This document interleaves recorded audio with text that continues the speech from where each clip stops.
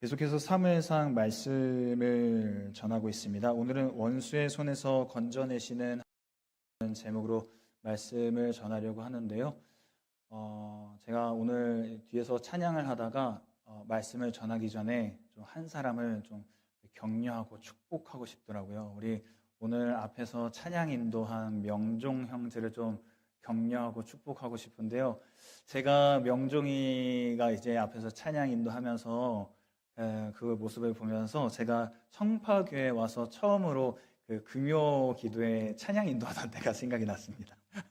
네, 엄청 떨리더라고요. 엄청 떨리는 가운데서 이제 찬양 인도를 했는데 그때가 생각이 났어요. 그래서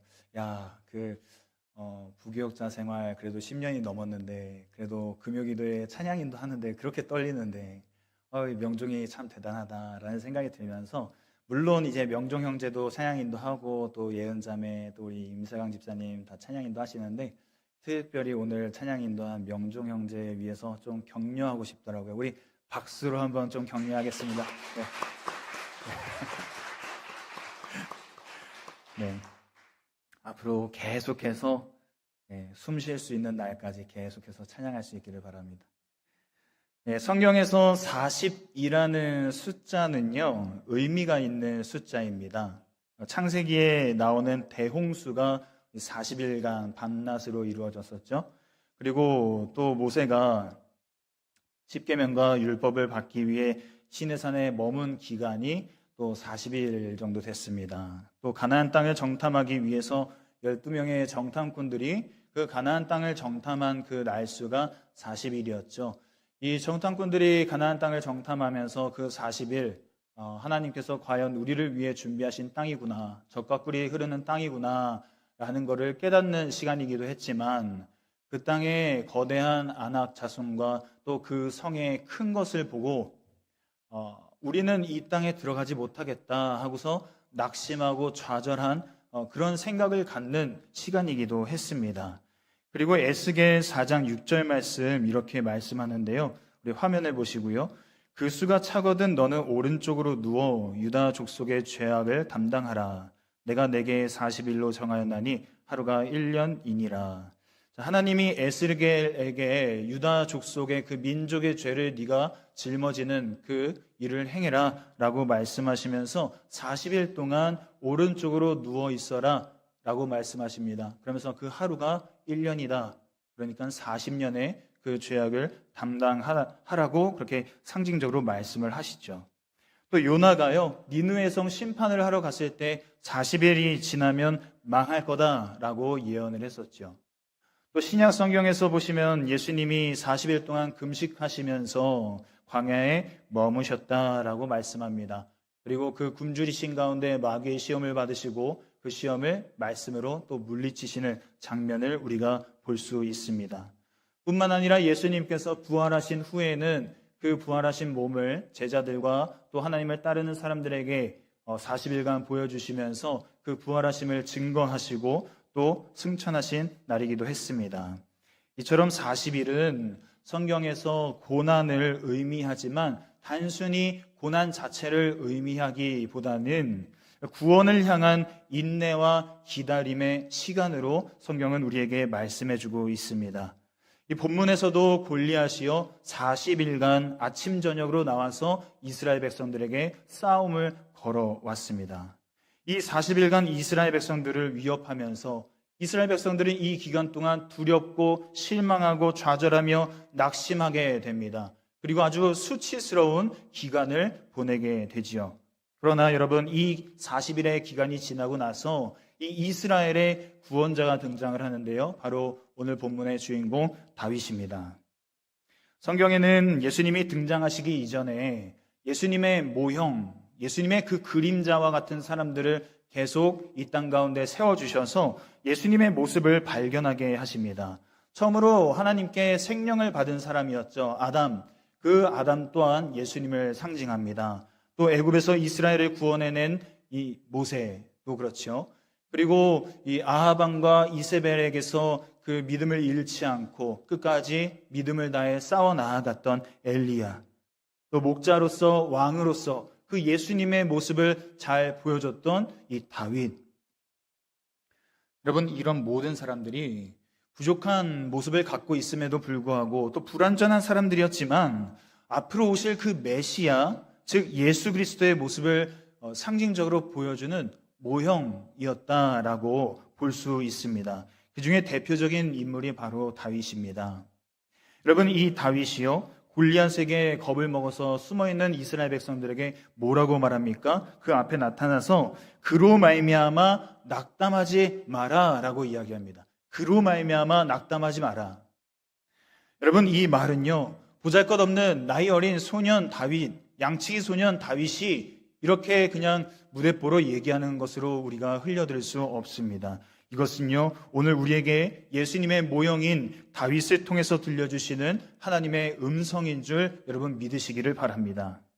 여러분, 하나님께서 우리에게 그로 말미암아 낙담하지 마라 말씀하고 계십니다. 여기서 낙담은요, 이 우리의 원수 마귀가 우리와 또 하나님의 그 관계를 흐트러 놓고 또 우리가 하나님을 더 잘 섬기지 못하도록 우리를 떼어놓는 거기에서 아주 사용하는 강력한 무기입니다. 하나님께서 우리 각 사람의 믿음을 테스트하시기 위해서 그 정하신 기간 동안 마귀는요, 팩트인 것 같지만 팩트가 아닌 거짓말로, 아주 간교한 거짓말로 우리를 낙담하게 만듭니다. 하나님이 널 잊으셨어. 아무리 기도하고 말씀을 읽어봐. 뭐 하나 바뀌는 게 있나? 너는 내게 부르짖으라. 내가 알지 못하는 크고 비밀한 은밀한 일을 보여주겠다고? 야, 믿지 마. 그래서 일어난 일이 있어? 응답해 주셨어? 야, 너도 이미 알고 있잖아. 이미 너 말로는 이렇게 표현하지 않지만 너 이미 마음속으로는 알고 있잖아. 하나님이 너를 위해서 하신 일이 뭐 얼마나 된다고 그래. 하나님께서 기도 응답해 주셨다고 믿는 일이 얼마나 된다고 너 그렇게 예수님 믿으려고 그래. 여러분, 마귀 입장에서는요, 이렇게 우리에게 말한다는 거예요.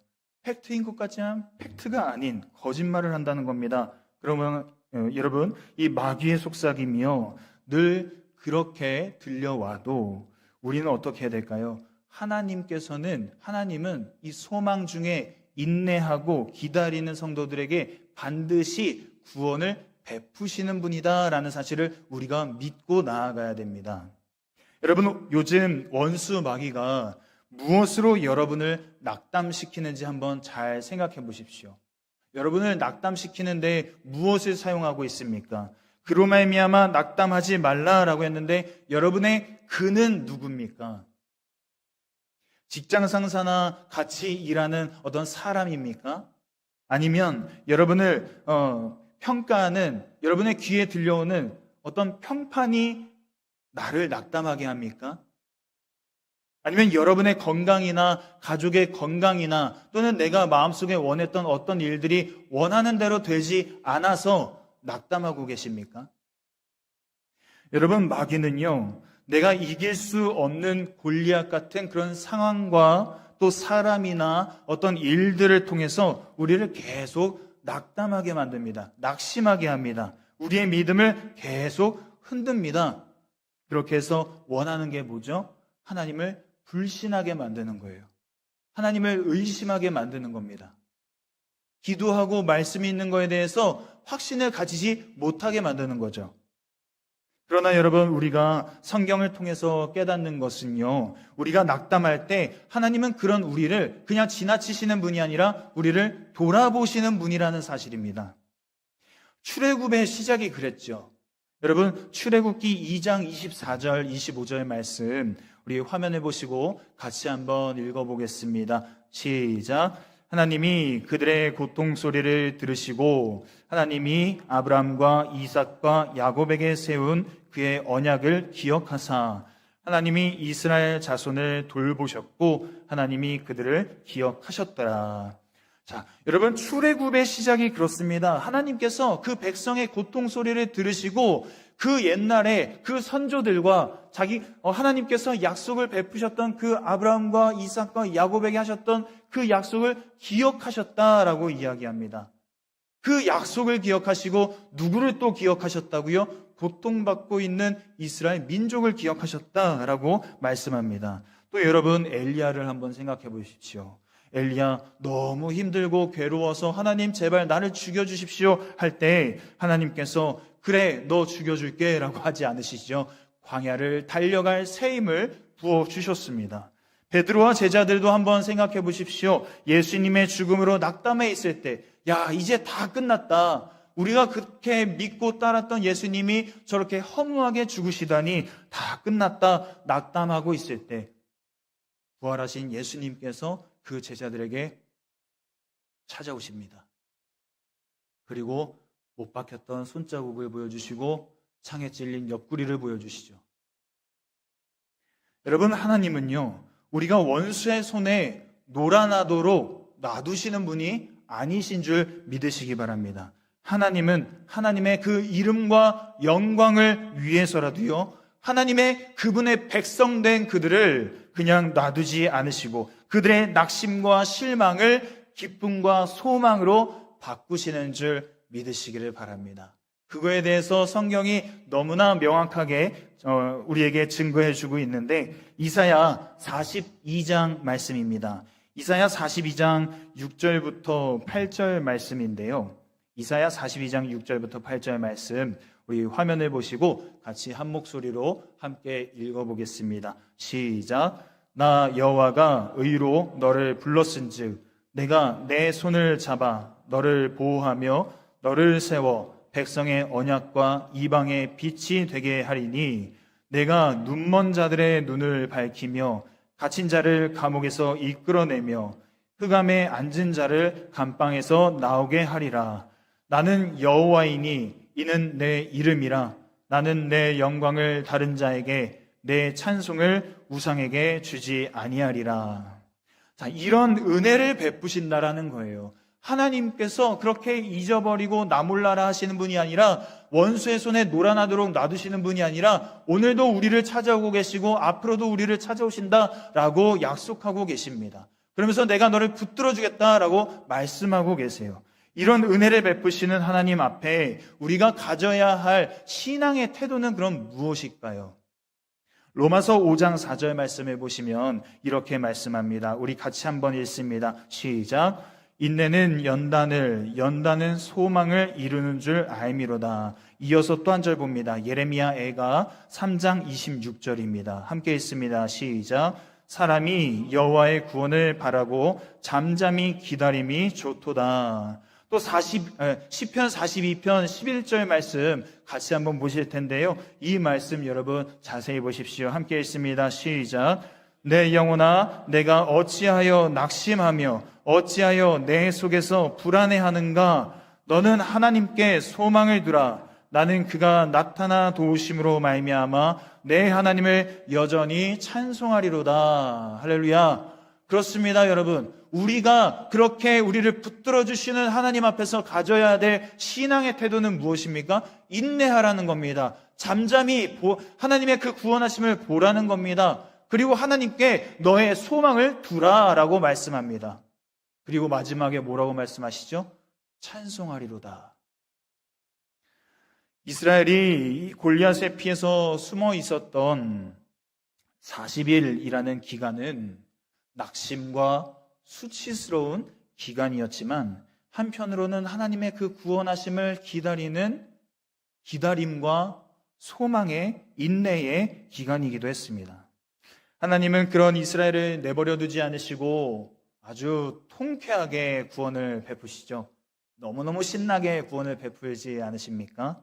오늘날 우리에게 필요한 것은 세상에서 고난당하며 낙심이 몰려올 때 나를 수치스럽게 하는 어떤 사람이나 어떤 일이나 어떤 상황이 계속 찾아올 때 그때 그렇게 그냥 보내는 게 아니라 하나님께서 그래 나를 위해 통쾌하게 구원을 베풀어 주실 거야. 그래 내가 하나님 앞에 바로 서 있으면 하나님께서 나를 통쾌하게 구원하실 거야 라는 그 소망 가운데 살아가야 될 줄로 믿습니다. 그날을 우리가 믿음으로 인내하면서 소망 가운데 견고한 신앙으로 살아가야 됩니다. 여러분, 그리고 우리 청년 여러분, 세상에서 너희가 환난을 당하나 담대하라. 내가 세상을 이기었노라 라고 예수님께서 말씀하시죠. 그렇게 말씀하시는 예수님을 신뢰하십시오. 우리에게요, 인내의 잔이 있습니다. 인내의 잔. 그 인내의 잔이 다 차는 그날, 그 인내의 잔이 다 채워지는 그날에 하나님께서 그분의 능력과 그분의 계획과 그분의 뜻대로 우리를 위해서 일하시고 또 계획하실 것들을 성취하실 겁니다. 끝까지 그 주님을 신뢰하시면서 예배의 자리를 지키시고요, 또 기도의 자리를 지키시고요, 계속 하나님 앞에 나아가는 저와 여러분 될 수 있기를 바랍니다. 다시 본문으로 돌아와서 여러분, 사울과 다윗의 대화를 한번 보겠습니다. 이 대화에서 두 사람은 이스라엘을 구원하고자 하는 목표는 같습니다. 사울도 이스라엘을 구원하고 싶고 다윗도 이스라엘을 구원하고 싶어요. 목표는 같은데요, 하나님의 그 구원하심을 바라보는 시선이 매우 달랐습니다. 먼저 사울이 다윗에게 하는 말을 보십시오. 33절 말씀입니다. 오늘 본문이죠.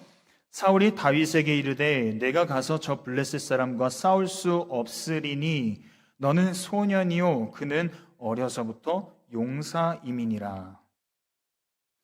사울의 시선은요, 철저하게 인간적입니다. 철저하게 계산적입니다. 그런 시선으로 그 소년 다윗을 바라봤을 때 다윗과 골리앗의 싸움이요, 말도 안 되는 거예요. 다윗 보고 나가서 죽으라는 것과 같은 거예요. 여러분, 원수 마귀가 원하는 것이 바로 이런 겁니다. 우리가 인간적이고 계산적인 시선으로 세상을 바라보고 나 자신을 바라보게끔 하는 거예요. 그래서 싸움을 포기하게 만들고 또 사명을 포기하게 만들고 또 약속의 말씀을 잊어버리게 만들고 두렵게 만들고 숨게 하고 결국에는 되돌아가게 만든다라는 겁니다. 되돌아가게 만든다는 거예요. 여러분, 이것을 아주 잘 보여주는 사건이 있죠. 민수기 13장에 보면요, 이 출애굽을 한 이스라엘 백성들이 좀 상황이 안 좋아지니까, 이 가나안 땅에 들어가기 어려울 것 같으니까 모세와 아론에게 야, 너네 왜 우리를 여기까지 데리고 와서 죽이려고 해? 라고 이야기하면서 막 반항을 합니다. 가나안 땅은 하나님께서 말씀하신 대로 젖과 꿀이 흐르는 좋은 땅인데 거기에는 안악 자손이 살잖아. 우리가 거기 들어가서 어떻게 싸울 수 있겠어? 우리가 어떻게 그 땅을 정복할 수 있겠어? 야, 이럴 바에는 다시 새 지도자를 뽑아서 애굽으로 돌아가자. 이렇게 말한다는 거예요. 그러자 백성들의 반응이 어떻습니까? 민수기 14장 2절 3절 보시면요, 이스라엘 자손이 다 모세와 아론을 원망합니다. 원망하여 온 회중이 그들에게 이르되 우리가 애굽 땅에서 죽었거나 이 광야에서 죽었으면 좋았을 것을 어찌하여 여호와가 우리를 그 땅으로 인도하여 칼에 쓰러지게 하려 하는가? 우리 처자가 사로잡히리니 애굽으로 돌아가는 것이 낫지 아니하랴. 한마디로 지금 무슨 말하는 겁니까? 차라리 애굽에 있을 걸, 차라리 돌아갈 수 있을 그때 돌아갈 걸, 지금이라도 애굽으로 돌아갈 걸, 그렇게 이야기합니다. 여러분, 인간적인 시선은 결국 애굽으로 돌아가는 그 결론을 만들어냅니다. 애굽으로 돌아간다. 애굽으로 돌아가서 애굽에서 산다. 무슨 의미일까요? 바로 원수 마귀의 종노릇하는 상태로 돌아가겠다라는 거예요. 여러분, 신약 성경의 로마서는요, 인간적인 시선과 같은 의미인 육신의 생각에 대해서 이렇게 말씀합니다. 로마서 8장 7절 말씀 우리 같이 한번 읽어보겠습니다. 시작. 육신의 생각은 하나님과 원수가 되나니 이는 하나님의 법에 굴복하지 아니할 뿐 아니라 할 수도 없음이라. 자, 여러분, 이 말씀에 보시면 정리가 되실까요? 인간적인 시선은요, 육신의 생각이라는 겁니다. 육신의 생각은 또 뭐와 같다고요? 하나님의 법에 굴복하지 아니할 뿐 아니라 할 수도 없다라고 이야기합니다. 하나님과 원수가 되는 시선이 바로 인간적인 육신의 시선, 육신의 생각인 겁니다. 사울의 이런 시선과 반대로요, 다윗은 믿음의 시선으로 이제 이야기를 합니다. 믿음의 시선을 가지고 자기 상황을 바라봅니다. 35절, 36절 본문의 말씀을 한번 보겠습니다. 내가 따라가서 그것을 치고 그 입에서 새끼를 건져내었고 그것이 일어나 나를 해하고자 하면 내가 그 수염을 잡고 그것을 쳐 죽였었나이다. 주의 종이 사자와 곰도 쳤은즉 살아계시는 하나님의 군대를 모욕한 이 할례받지 않은 블레셋 사람이리이까 그가 그 짐승의 하나와 같이 되리이다. 여러분, 지난주에 하나님으로 그 삶을 애워싼 다윗의 그 중심을 하나님께서 인정하셨다라고 말씀을 드렸었습니다. 그런데 여러분, 이 말씀을 자세히 보시면요, 하나님으로 자신의 삶을 애워싼 그 다윗이요, 앉아서 한가하게 수금을 타고 있지 않습니다. 그 들판에서 한가하게 수금을 타고 있지 않아요. 한가하게 그 양들과 소들을 돌보면서 풀피리를 불면서 여기가 좋사오니 하면서 그렇게 여유 있게 보내지 않습니다. 어떻게요? 지금 35절, 36절 말씀 보면은 목숨을 걸고 그 사자와 곰과 싸워서 그것을 쳐 죽이고 나의 양들을, 내가 맡은 그 양들을 찾아왔다라는 거예요.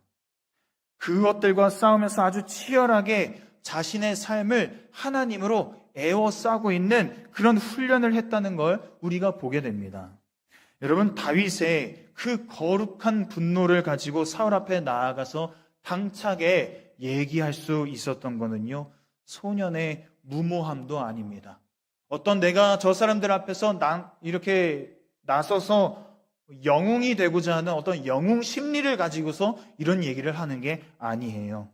목숨 걸고 치열하게 훈련하며 하나님으로 그 삶을 애워싼 그 결과 믿음의 시선으로 저 전쟁터를 바라보고 또 이스라엘을 모욕하고 있는 그 블레셋 장수 골리앗을 바라보고 또 이곳 가운데 함께하고 계시는 하나님을 바라보고 그리고 그 하나님이 나와 함께하고 계시니 내가 이길 것이다.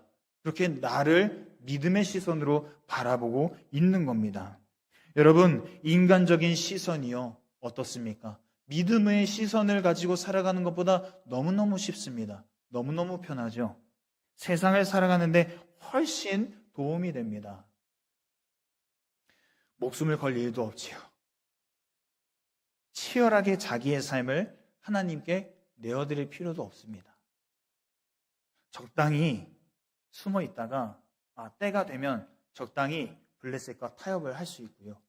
적당히 기회를 보다가 도망치거나 숨거나 다른 데로 이동하면 됩니다.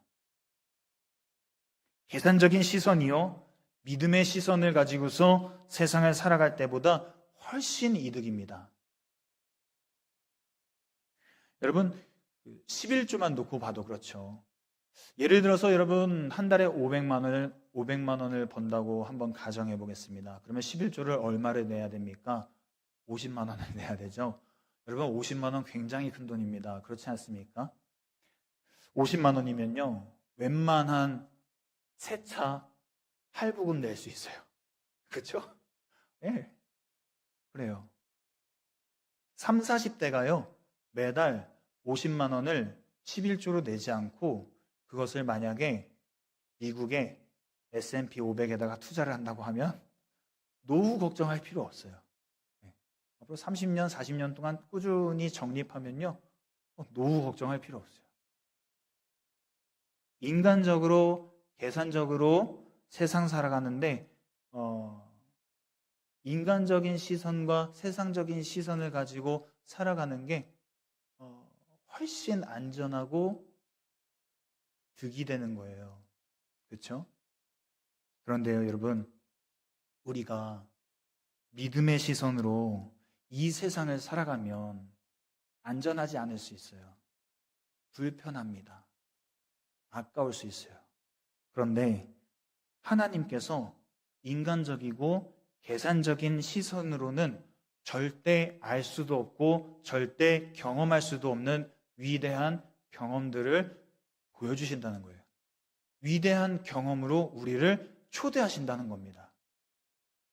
여러분, 고향과 친척과 아버지의 집을 떠나 그 안정적인 삶을 떠난 그 아브라함을 여러분 생각해 보십시오. 우물을 팠어요. 그런데 다른 사람들이 와서 그 우물을 강탈해 갔어요. 그때마다 다른 곳에 가서 우물을 팠더니 또 우물이 나왔어요. 그런 삶을 살았던 이삭을 생각해 보십시오. 허락 없이 왕 앞에 나아가면 죽을 수 있다는 걸 알면서도 그 왕 앞에 나아갔던 에스더의 삶이 그랬죠. 이런 유명한 사람들만 있는 게 아닙니다. 여러분, 귀신 들린 딸을 위해서 예수님께 나아가 우리 귀신 들린 내 딸을 좀 고쳐달라고 했던 여자가 있습니다. 그런데 예수님께서 아주 차갑게 말씀하세요. 내 양들이 먹을 그 은혜를 이방 사람에게 줄 건 없다. 그러자 그 여자가 뭐라고 얘기합니까? 됐어요 라고 하지 않죠. 시사해서 안 먹어요? 그러지 않아요. 그 식탁에서 떨어지는 빵 부스러기라도 그 개들이 먹지 않습니까? 빵 부스러기 은혜라도 저에게 주십시오. 그렇게 말하지 않습니까? 그 여자의 인생이 그랬습니다. 위대한 경험을 하게 되죠. 그뿐인가요? 12년 동안 12의 혈루증을 앓고 있었던 여자가 있었습니다. 저도 실제로 그 혈루증을 가진 분을 한번 만나 뵌 적이 있었는데 굉장히 너무 그 삶이 고통스럽겠더라고요. 근데 그런 삶을 12년 동안 살아온 여자가 있어요. 그 여자가요, 성경에 보면은 많은 의사에게 보여줬지만 고통만 당했고 또 가진 것도 다 허비하고 더 그 병이 중하여졌다라고 이야기합니다. 근데 그 여자가 어떻게 합니까? 예수님 몰래 그 뒤에 가서 옷자락을 만지죠. 그 여자에게 어떤 일이 일어납니까? 수많은 의사도 고치지 못하고 돈도 고치지 못했던 그 혈루가 그냥 말라버리죠. 싹 나아버립니다. 위대한 경험을 하게 된 것이죠. 여러분, 성경의 인물들만 믿음의 시선을 가지고서 이런 위대한 경험을 했던 게 아닙니다. 바로 오늘 이 자리에 나와서 예배하고 계시는 여러분들도 그런 위대한 경험을 다 경험해 보셨을 겁니다. 물론 우리가 때로는 인간적인 시선과 계산적인 어떤 그런 시선을 가지고 살아갈 때가 있죠. 그렇지만 믿음의 시선으로 세상을 마주할 때 하나님께서 어떻게 하십니까? 여러분, 어떻게 우리를 인도해 오셨습니까? 위대한 경험으로, 누구도 경험할 수 없는 그 경험으로, 그 삶으로 우리를 인도하시고 우리의 삶을 채워주신 줄 믿습니다. 여러분, 원수의 손이 우리를 위협하고 믿음의 시선으로 살아가는 우리를 향해서 야, 왜 그렇게 미련하게 살아가? 쉬운 길이 있는데, 안전한 길이 있는데, 그렇게 말해도요, 여러분 낙심하지 마십시오. 속지 마십시오. 설령 우리가 인간적이고 계산적인 시선에 빠져서 잠시 넘어질 수 있고 낙심할 수 있지만 여러분 그래도 낙심하지 마십시오. 왜요? 우리에게 숨을 주시고 우리의 인생을 시작하게 하신 그 예수 그리스도께서 우리의 숨이 다하는 그날까지 함께 하실 것이기 때문입니다. 그 끝도 주님께서 마무리하실 것이기 때문입니다. 그러므로 여러분 세상 속에서 살아가는 동안 믿음으로 치열하게 사시기 바랍니다. 치열하게 예배하시고요. 치열하게 그 세상 가운데에서 주님의 이름을 드러내시고요. 치열하게 여러분 사랑해야 될 그 사람들을 또 사랑하시고 치열하게 하나님께 나아가며 우리의 삶을 하나님으로 에워싸는 저와 여러분 될 수 있기를 간절히 바랍니다. 오늘 말씀 기억하면서 함께 기도하겠습니다. 함께 기도하실 때 여러분 이렇게 기도하기를 원합니다. 주님께서 오늘 우리에게 이렇게 말씀해 주십니다. 그로 말미암아 낙담하지 말라. 여러분의 그는 누굽니까? 이 시간 나를 낙담케 하는 것을 주님 앞에 올려드리십시오. 그러면서 두려움과 고난의 시간으로 이 시기를 보내는 게 아니라 하나님께 소망을 두고 또 기쁨 가운데 감사함 가운데 이 시기를 보내게 해달라고 여러분 그렇게 기도할 수 있기를 원합니다. 그래서 하나님 나에게 통쾌한 구원의 날을 허락하실 줄 믿습니다. 나에게 구원과 기쁨의 그 날을 허락해 주실 줄 믿습니다. 내가 끝까지 견고한 신앙을 가지고 나아가게 하여 주옵소서. 인내하게 하여 달라고 그렇게 우리 주여 한번 부르시고 통성으로 기도하겠습니다. 주여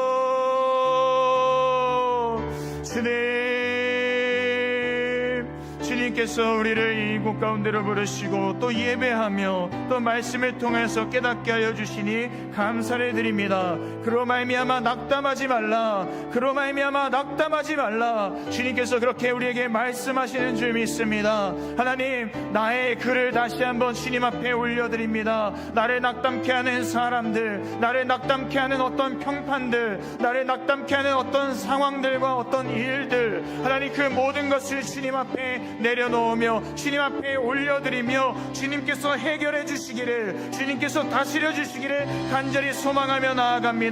주님 우리 가운데 두렵고 또 낙심하는 시간으로 이 시기를 보내는 것이 아니라 기쁨과 소망 가운데 이 시기를 보내게 하여 주시옵소서. 하나님 기쁨과 소망 가운데 통쾌하게 구원을 베푸실 그 하나님을 바라보며 주님께 영광 올려드리며 기쁨과 소망 가운데 오늘도 살아가는 저희들 될 수 있도록 은혜 베풀어 주시옵소서. 주님 은혜 베풀어 주시기를 원합니다. 주님 우리의 마음의 중심을 붙잡아 주시옵소서. 실망하지 않게 하여 주옵소서. 낙심하지 않게 하여 주옵소서. 좌절하지 않게 하여 주옵소서. 두려워하지 않게 하여 주옵소서. 나의 힘이 되신 여호와여, 나의 힘이 되신 여호와여, 그 여호와 하나님을 우리가 바라보며 하나님 오늘도 또 하나님 앞에 사는 날까지 주님 그렇게 살아가기를 간절히 소망합니다. 그렇게 우리 주님을 바라보며 나아갑니다. 우리 한 번 더 기도하기를 원합니다. 또 세상을 살아갈 때 여러분 우리가 인간적이고 계산적인 그런 시선을 가지고 살아갈 때가 있지요. 그런 시선을 가지고 살아갈 때가 있는데 그렇게 살아가는 게 또 쉽고 안전하고 또 이득인 것처럼 우리가 보이지만 여러분 오늘 말씀을 통해서 깨닫는 것이 무엇입니까? 세상이 알 수도 없고 줄 수도 없는 위대한 경험으로 우리를 인도하신다라는 겁니다.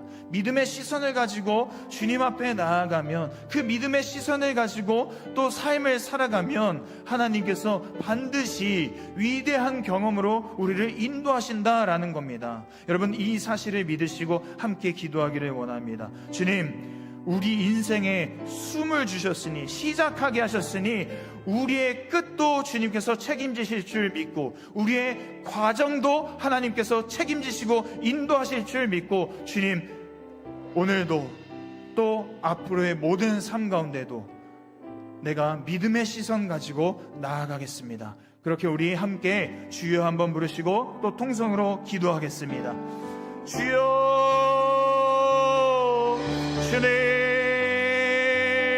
오늘도 우리의 시선을 주님 앞에 올려드립니다. 주님 우리의 인간적이었던 시선들, 우리의 세상적인 시선들, 우리의 계산적인 시선들, 사울의 시선을 주님 오늘 이 시간 주님 앞에 올려드리며 하나님 내려놓습니다. 그 시선을 받고 믿음의 시선으로 하나님을 바라보고 믿음의 시선으로 세상을 바라보며 믿음의 시선으로 나 자신을 바라봐 하나님 나와 함께 하시는 하나님을 온전히 신뢰하며 나아가는 저희들이 될 수 있도록 도와주시옵소서. 하나님 부족합니다. 연약합니다. 때로는 때로는 넘어집니다. 때로는 인간적인 그 시선에 끌립니다. 하나님, 그 계산적인 시선이 하나님 너무나 매혹적으로 보입니다. 그러나 그때마다 우리 하나님께서 베풀어 주신 은혜를 기억하게 하여 주옵소서. 지금까지 나를 인도하신 하나님을 기억하게 하여 주옵소서. 지금까지 나에게 베풀어 주신 그 위대한 경험들을 기억하게 하여 주시고, 하나님, 앞으로의 모든 삶 가운데 역사하시고 다스리시고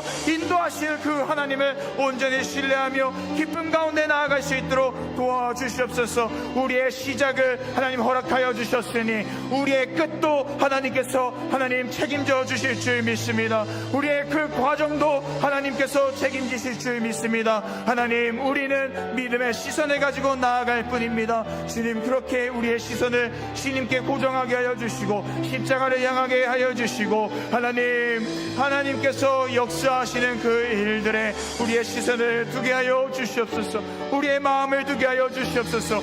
치열하게 살아가게 하여 주옵소서. 치열하게 예배하게 하여 주시옵소서. 치열하게 하나님을 사랑하고 이웃을 사랑하고 치열하게 하나님이 맡겨주신 그 삶을 살아갈 수 있도록 인도하여 주시옵소서. 아버지, 도와주시기를 원합니다. 아버지, 역사해 주시기를 원합니다.